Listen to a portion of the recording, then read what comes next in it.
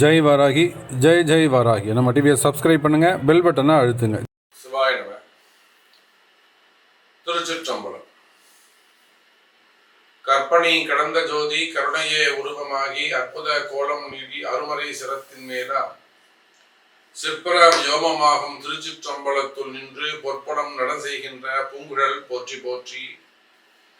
எல்லாமல்ல அம்மையப்பனாக உலகம் முழுவதும் வாழக்கூடிய அத்தனை ஜீவராசிகளுக்கும் அம்மையப்பனாக விளங்கக்கூடிய உமா மகேசனுடைய மலர்களிகளையும் என்னுடைய அத்தனை குருவையும் வணங்கி ஆதித்யாய சோமாய மங்களாய புதாய குரு சுக்ர சனிபியஸ்ச ராகவே கேதவே நமஹா.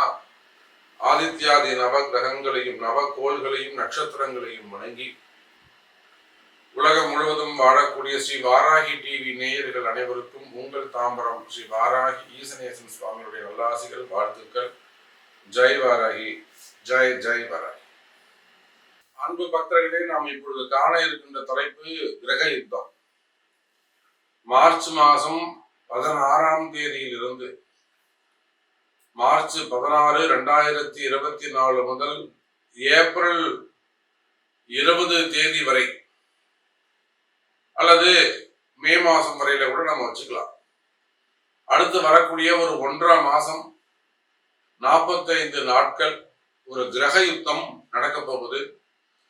இந்த கிரக யுத்தம் யுத்தம்னு நம்ம சொல்றோம், கிரக சேர்க்கைன்னு சொல்லல. நம்ம சொல்லும் போது நீங்க அந்த வார்த்தைகளை கவனிக்க வேண்டும். அந்த கிரக யுத்தம் அப்படின்னு சொல்றோம். கிரக சேர்க்கைன்னு சொல்ல 6 கிரக சேர்க்கை 5 கிரக சேர்க்கை அப்படின்னு சொல்லல, கிரக யுத்தம்னு சொல்றோம். ஏன் என்ற யுத்தம்ங்கிற வார்த்தையை எங்க சேர்க்கிறோம்னா, அன்பு நேயர்களே, நம்ம எல்லாருக்கும் தெரியும், சனி பகவான் கும்பத்துல இருக்கிறார். கும்பத்தில் இருக்கக்கூடிய சனி பகவானுக்கு நேர் பகையான ஒரு கிரகம் இருக்கும்னு சொன்னா அது செவ்வாய் தான். சுக்கிரனும் பகைதான், அவர் கொஞ்சம் சாஃப்ட் கேரக்டர். ஆனா அந்த செவ்வாய் ராகு அடிதடிக்கு சம்பந்தப்பட்டவங்க, கழகங்களுக்கு சம்பந்தப்பட்டவங்க. பெரும் யுத்தங்களுக்கெல்லாம் யாரு அதிபதி அப்படின்னு கேட்டீங்கன்னாக்கா செவ்வாய் தான். அப்ப அந்த செவ்வாய் பகவான் சனியோடு சேர்க்கிறார். பொதுவாகவே சனி செவ்வாய் சேர்ந்தா அது ஒரு தோஷமான சேர்க்கைன்னு சொல்லுவாங்க. எந்த ஒரு ஜாதகத்திலையும் சனியும் செவ்வாயும் சேர்ந்து இருக்க கூடாது அப்படின்லாம் சொல்லுவாங்க. அப்ப இந்த அடுத்து வரக்கூடிய அந்த 1.5 மாசத்துல மார்ச் 16ஆம் தேதியிலிருந்து மே மாசம் 1ஆம் தேதி வரையிலுமே கூட பிறக்க இருக்கின்ற எல்லா குழந்தைகளுக்கும் என்ன ஆகும்னா இந்த சனி செவ்வாய் சேர்க்கை கும்பத்துல இருக்கும். அது லக்னத்தை பொறுத்து அமையும். அப்ப அந்த சனியும் செவ்வாயும் சேர்க்கிறார்கள். அந்த இடத்துல தேவையில்லாத அரசியல் கழகங்கள் ஏற்பட போகுது. இப்ப அரசியல்னு சொல்லிட்டாலே 2 பேர் வரணும். ஒன்னு சனி, இன்னொன்னு சூரியன், அப்புறம் செவ்வாய். கூட ராகுவும் அங்கே இணைகிறார். அந்த சூரியன் யார் கூட இணைகிறார்னா ராகுவோடு இணைகிறார். அங்க சூரியன் ராகு நேர்பகை. அப்ப ராகு எங்க இருக்கிறாரு? மீனத்தில் இருக்கிறார். அப்போ மீனத்துக்கு 6ஆம் அதிபதி சூரியன். எதிரி ஸ்தானம், ரோகருண சத்துருன்னு சொல்லக்கூடிய எதிரிங்கிற ஸ்தானம். பொதுவாகவே 6 என்பது மரக ஸ்தானம். அப்ப என்ன ஆகும்னு கேட்டீங்கன்னாக்கா 6ஆம் இடத்துடைய சூரியன் ராகுவோடு இணைகிறார். அதோடு மட்டுமல்ல, புதனும் அங்க சேர்ந்துக்கிறாரு, சுக்கிரனும் சேர்ந்துக்கிறாரு. அப்ப இந்த சனி செவ்வாய் சூரியன் ராகு இந்த 4 கிரகங்கள் தான் அடுத்து நடக்க இருக்கின்ற மார்ச் மாசம் ரொம்ப எச்சரிக்கையாக இருக்க வேண்டிய ராசிகள், எச்சரிக்கையாக இருக்க வேண்டிய நபர்கள் யார் யாரு, யாரெல்லாம் எந்த தொழில் செய்யக்கூடியவங்களுக்கெல்லாம் அதிர்ஷ்டம் கிடைக்கும், அல்லது எந்தெந்த டிபார்ட்மெண்ட் எந்தெந்த தொழில இருக்கக்கூடியவங்களுக்கெல்லாம் நன்மைகள் நடக்கும், எந்த தொழில் செய்பவர்கள் எல்லாம் கவனமாக ஜாக்கிரதையாக இருக்கணும், எந்த அதிகாரிகள், காவல்துறையா, அரசு அதிகாரிகளா, போலீஸா, யார் ரொம்ப எச்சரிக்கையா இருக்கணும். நான் தான் போலீஸ், நான் போய் 2 பேரை காப்பாற்றணும் உள்ள போனவர் மாட்டிப்பார். இப்ப நம்ம நிறைய பாக்குறோம், நிறைய போலீஸ் அதிகாரிகள் நன்மை செய்யறவங்க உள்ள புகுந்து அவங்க பேரை கெடுத்துப்பாங்க, அவங்களே போய் சட்ட சிக்கல்ல போய் மாட்டிப்பாங்க. நிறைய காவல்துறை அதிகாரிகளை நம்ம பாக்குறோம். தேவையில்லாத டிபார்ட்மெண்ட் வைஸ் நடக்கக்கூடிய என்கொயரி பாக்குறோம். இல்ல நிறைய நம்ம டிவி சேனல்ல செய்தி சேனல்ல பாக்குறோம். இந்த மாதிரி ஒரு போலீஸ் அதிகாரி இந்த மாதிரிலாம் பேசுறத நம்ம பார்க்குறோம். அப்போ இதெல்லாம் ஒருத்தருக்கு யாரோ ஒருத்தருக்கு உதவி செய்ய போயிட்டு இவங்க போய் சிக்கல்லாம் மாட்டிப்பாங்க. அப்ப நீங்க காவல்துறை அதிகாரிகளாக இருந்தாலே செவ்வாயுடைய சேர்க்கை காவல்துறை அதிகாரிகள் இவங்களாக ரொம்ப எச்சரிக்கையாக இருக்கணும். அப்போ எந்தெந்த நபர்கள் எல்லாம் கவனமாக எச்சரிக்கையாக இருக்க வேண்டும், யாருக்கெல்லாம் இந்த 1.5 மாசம் ஆபத்தான காலமாக இருக்கும், எச்சரிக்கையான காலமாக இருக்கும் அப்படிங்கிற ஃபுல் டீட்டெயில தான் நம்ம பார்க்க போறோம். பாருங்கள் பார்க்கலாம். அன்பு பக்தர்களே, நாம் இப்பொழுது காண இருக்கின்ற தலைப்பு கிரக யுத்தம். மார்ச் மாதம் 16ஆம் தேதியிலிருந்து மார்ச் 16, 2024 முதல் ஏப்ரல் 20 தேதி வரை அல்லது மே மாசம் வரையில கூட நம்ம வச்சுக்கலாம். அடுத்து வரக்கூடிய ஒரு 1.5 மாசம் 45 நாட்கள் ஒரு கிரக யுத்தம் நடக்க போகுது. இந்த கிரக யுத்தம் யுத்தம்னு நம்ம சொல்றோம், கிரக சேர்க்கைன்னு சொல்லல. நம்ம சொல்லும் போது நீங்க அந்த வார்த்தைகளை கவனிக்க வேண்டும்.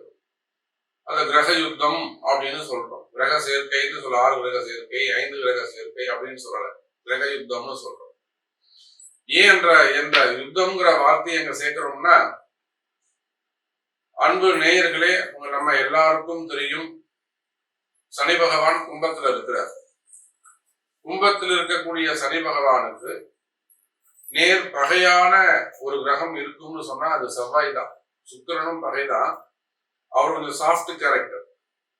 ஆனா அந்த செவ்வாய் ராகு அடிதடிக்கு சம்பந்தப்பட்டவங்க, கழகங்களுக்கு சம்பந்தப்பட்டவங்க. பெரும் யுத்தங்களுக்கு எல்லாம் யாரு அதிபதி அப்படின்னு கேட்டீங்கன்னாக்கா செவ்வாய் தான். அப்ப அந்த செவ்வாய் பகவான் சனியோடு சேர்க்கிறார். பொதுவாகவே சனி செவ்வாய் சேர்ந்தா அது ஒரு தோஷமான சேர்க்கைன்னு சொல்லுவாங்க. எந்த ஒரு ஜாதகத்திலையும் சனியும் செவ்வாயும் சேர்ந்து இருக்க கூடாது அப்படின்லாம் சொல்லுவாங்க. அப்ப இந்த அடுத்து வரக்கூடிய அந்த 1.5 மாசத்துல மார்ச் 16ஆம் தேதியிலிருந்து மே மாசம் 1ஆம் தேதி வரையிலுமே கூட பிறக்க இருக்கின்ற எல்லா குழந்தைகளுக்கும் என்ன ஆகும்னா இந்த சனி செவ்வாய் சேர்க்கை கும்பத்துல இருக்கும். அது லக்னத்தை பொறுத்து அமையும். அப்ப அந்த சனியும் செவ்வாயும் சேர்கிறார்கள். அந்த இடத்துல தேவையில்லாத அரசியல் கழகங்கள் ஏற்பட போகுது. இப்ப அரசியல்னு சொல்லிட்டாலே 2 பேர் வரணும். ஒன்னு சனி, இன்னொன்னு சூரியன், அப்புறம் செவ்வாய். கூட ராகுவும் அங்கே இணைகிறார். அந்த சூரியன் யார் கூட இணைகிறார்னா ராகுவோடு இணைகிறார். அங்க சூரியன் ராகு நேர்பகை. அப்ப ராகு எங்க இருக்கிறாரு? மீனத்தில் இருக்கிறார். அப்போ மீனத்துக்கு 6ஆம் அதிபதி சூரியன். எதிரி ஸ்தானம், ரோகருண சத்துருன்னு சொல்லக்கூடிய எதிரிங்கிற ஸ்தானம். பொதுவாகவே 6 என்பது மாரகஸ்தானம். அப்ப என்ன ஆகும்னு கேட்டீங்கன்னாக்கா 6ஆம் இடத்துடைய சூரியன் ராகுவோடு இணைகிறார். அதோடு மட்டுமல்ல, புதனும் அங்க சேர்ந்துக்கிறாரு, சுக்கிரனும் சேர்ந்துக்கிறாரு. அப்ப இந்த சனி செவ்வாய் சூரியன் ராகு இந்த 4 கிரகங்கள் தான் அடுத்து நடக்க இருக்கின்ற மார்ச் மாசம் ரொம்ப எச்சரிக்கையாக இருக்க வேண்டிய ராசிகள், எச்சரிக்கையாக இருக்க வேண்டிய நபர்கள் யார் யாரு, யாரெல்லாம் எந்த தொழில் செய்யக்கூடியவங்களுக்கெல்லாம் அதிர்ஷ்டம் கிடைக்கும், அல்லது எந்தெந்த டிபார்ட்மெண்ட் எந்தெந்த தொழில இருக்கக்கூடியவங்களுக்கெல்லாம் நன்மைகள் நடக்கும், எந்த தொழில் செய்பவர்கள் எல்லாம் கவனமாக ஜாக்கிரதையாக இருக்கணும், எந்த அதிகாரிகள் காவல்துறையா, அரசு அதிகாரிகளா, போலீஸா, யார் ரொம்ப எச்சரிக்கையா இருக்கணும். நான் தான் போலீஸ், நான் போய் 2 பேரை காப்பாற்றணும் உள்ள போனவர் மாட்டிப்பார். இப்ப நம்ம நிறைய பாக்குறோம், நிறைய போலீஸ் அதிகாரிகள் நன்மை செய்யறவங்க உள்ள புகுந்து அவங்க பேரை எடுத்துப்பாங்க, அவங்களே போய் சட்ட சிக்கல்ல போய் மாட்டிப்பாங்க. நிறைய காவல்துறை அதிகாரிகளை நம்ம பாக்குறோம். தேவையில்லாத டிபார்ட்மெண்ட் வைஸ் நடக்கக்கூடிய என்கொயரி பாக்குறோம். எல்லாம் நிறைய நம்ம டிவி சேனல்ல செய்தி சேனல்ல பாக்குறோம். இந்த மாதிரி ஒரு போலீஸ் அதிகாரி இந்த மாதிரிலாம் பேசுறத நம்ம பாக்குறோம். அப்ப இதெல்லாம் ஒருத்தருக்கு யாரோ ஒருத்தருக்கு உதவி செய்ய போயிட்டு இவங்க போய் சிக்கல்ல மாட்டிப்பாங்க. அப்ப நீங்க காவல்துறை அதிகாரிகளாக இருந்தாலே செவ்வாயுடைய சேர்க்கை காவல்துறை அதிகாரிகள் இவங்களாக ரொம்ப எச்சரிக்கையாக இருக்கணும். அப்ப எந்தெந்த நபர்கள் எல்லாம் கவனமாக எச்சரிக்கையாக இருக்க வேண்டும், யாருக்கெல்லாம் இந்த 1.5 மாசம் ஆபத்தான காலமாக இருக்கும், எச்சரிக்கையான காலமாக இருக்கும் அப்படிங்கிற ஃபுல் டீட்டெயில தான் நம்ம பார்க்க போறோம். பாருங்கள் பார்க்கலாம். விருச்சிக ராசி அன்பர்களே, விருச்சிக ராசி அன்பர்களே, இந்த யுத்த காலம் என்பது ரொம்ப ரொம்ப முக்கியமான ஒரு காலகட்டம்.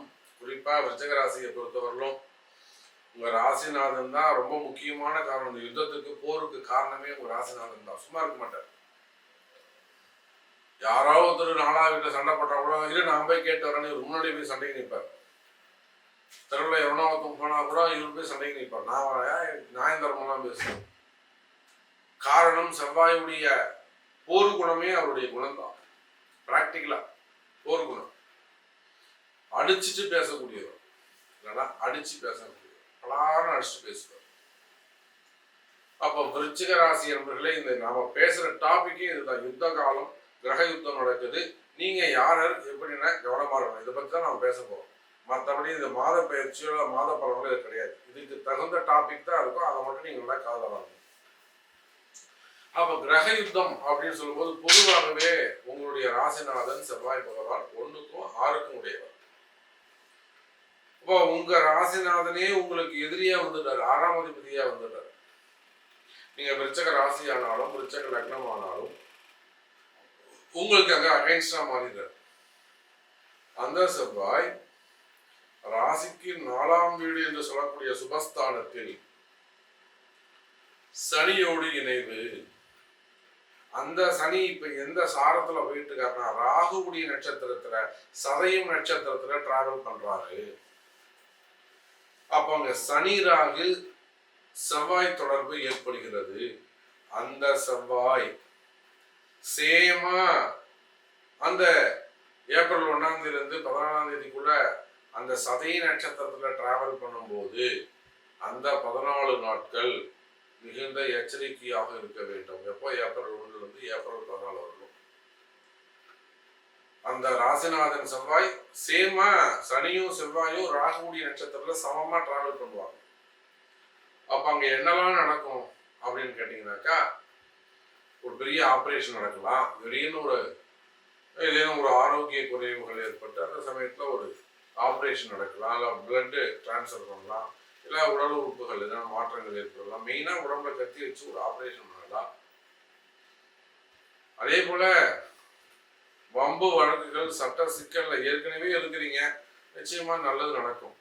அப்படி இல்லை ஒரு பயமா இருக்க சமயம், இது ஏதாவது ஒரு வம்பு வழக்கா மாறிடுமோன்னு ஒரு பயமா இருக்கு. இப்பவே அது உங்களுக்கு தெரிஞ்சிருக்கும். நீங்க சொல்றது கரெக்ட் சாமி, எனக்கு அந்த மாதிரிதான் ஒரு சுச்சுவேஷன் இருக்கு, அது சட்ட சிக்கலா மாறிடுமோன்னு எனக்கு ஒரு பயமா இருக்கு, இது நம்ம வெளியே வருவோமா, என் பேர் கெட்டுருமான்னு ஒரு பயமா இருக்கு. இந்த மாதிரிலாம் சொல்லக்கூடிய விருச்சிக ராசி அன்பர்கள் இருக்கிறார்கள். அப்ப விருச்சிக ராசி அன்பர்களே, குறிப்பா நம்ம சொல்லணும்னா அரசு அதிகாரிகள். ஏன் அரசு அதிகாரிகள் சொன்னா, விருச்சிகத்துக்கு 10ஆம் அதிபதி யாரு? சூரியன். கர்மஸ்தான அதிபதி, தொழில் ஸ்தான அதிபதி, உத்தியோகஸ்தான அதிபதி சூரியன். அவர் தூய்மையா போயிட்டு ராகுவோட இணைக்கிறார். அதே நான் சொன்ன ஏப்ரல் 1 to 14 அந்த சூரியன் உத்திரட்டாதின்னு சொல்லக்கூடிய சனியுடைய நட்சத்திரத்துல டிராவல் பண்ணுவாரு. அப்ப அந்த தொழில் ஸ்தான அதிபதி சூரியன் சனியுடைய நட்சத்திரத்துல டிராவல் செய்யும் போதும் உங்க ராசிநாதன் சதயம்னு சொல்லக்கூடிய ராகுவுடைய நட்சத்திரத்துல டிராவல் செய்கின்ற பொழுதும், இன்னும் சொல்ல போனால் 6ஆம் அதிபதி 10ஆம் அதிபதி எல்லாம் அசுபரோடு இணைகின்ற காரணத்தினாலே விருச்சிக ராசி அன்பர்களே, எல்லா இடத்திலும் நீங்கள் கவனமாக நடந்து கொள்ள வேண்டும். அப்போ விருச்சிக ராசி அன்பர்களே, ஏற்கனவே ஒரு நீங்க சட்ட சிக்கல்ல இருந்தாலும் சொல்லுதான், எனக்கு இந்த ஜாமீன் கிடைக்குமா, எனக்கு தீர்ப்பு ஜட்ஜ்மெண்ட் எனக்கு ஃபேவரபிளா வருமா, அல்லது இந்த மாதிரி ஒரு வம்பு வழக்கு இருக்கு, அது நான் வெளியில தான் இருக்கேன், இன்னும் நான் உள்ள போல, நான் இருந்து அப்படியே வெளியில வந்துடலாமா, நான் தப்பிச்சிடலாமா, அந்த மாதிரி ஒரு சூழ்நிலை, ஒரு மனக்கசப்பு, ஒரு மன பயம் அல்லது ஒரு ஆரோக்கிய குறைவு, இதுல நீங்க எந்த நிலையில் இருந்தாலும் விருச்சிக ராசி என்பவர்களே மிகுந்த எச்சரிக்கையோடு கவனமாக நடந்து கொள்ள வேண்டும். குறிப்பா அரசு அதிகாரிகள் எல்லா இடத்துலையும், நீங்க ஒரு செக்ரட்டரியா இருக்கலாம், சீஃப் செக்ரட்டரியா இருக்கலாம், ஒரு கமிஷனரா இருக்கலாம், சேர்மனா இருக்கலாம், டைரக்டரா இருக்கலாம், அல்லது ஒரு பிடபிள்யூடி டிபார்ட்மெண்டா இருக்கலாம். அரசு துறையில நீங்க எந்த டிபார்ட்மெண்டா வேண்டுமானாலும் இருக்கலாம், எந்த நாட்டுல வேண்டுமானாலும் நீங்க இருக்கலாம். அவ உலகம் முழுவதும் வாழக்கூடிய விருச்சக ராசி என்பவர்களை இந்த கிரக யுத்தம் என்பது ரொம்ப குரூஷியலான பீரியடு. அப்ப எந்த டிபார்ட்மெண்ட்னா மெயினா அரசு அதிகாரிகள் மற்றும் காவல்துறை அதிகாரிகளா, அவங்க கவர்மெண்ட் ஜாப் தானே. நீங்களே காவல்துறை அதிகாரியா இருந்தாலும் ஜாகிரதையா தான் இருக்கணும். அதே போல அரசியல் தலைவர்கள், ஸ்பெசிபிக்கா அரசியல் தலைவர்கள், ஏன்னா அந்த அரசியல் தலைவர்களுக்கான காலம் இது. இப்ப போய் நான் ஒரு பெருசா செலவு பண்ணிட்டா சாமி, எந்த ஒரு விஷயத்தையும் பொதுவாக விருச்சிக ராசி என்பவர்களே இருக்கிற சுச்சுவேஷன்ல நான் சொல்லிட்டேன், ஜாகிரதையா இருங்க, எல்லாமே உங்களுக்கு சொல்லிட்டேன். பெரிய பெரிய நிறுவனங்கள், கட்டுமான நிறுவனங்கள், பெரிய பெரிய கார்பரேட் நிறுவனங்கள், இந்த கட்டுமான துறையில பில்டர்ஸ்லேயே பெரிய பெரிய கார்பரேட் நிறுவனங்களா இருக்காங்க. ஏன்னா சமீபத்துல ஒரு பெரிய கட்டுமான நிறுவனம் நம்ம இடத்துல வாராகி இடத்திலே வந்து சில குறைகளை சொல்லி அம்பாளுடைய அனுகிரகத்தினாலே அவங்க வெற்றி பெற்றாங்க.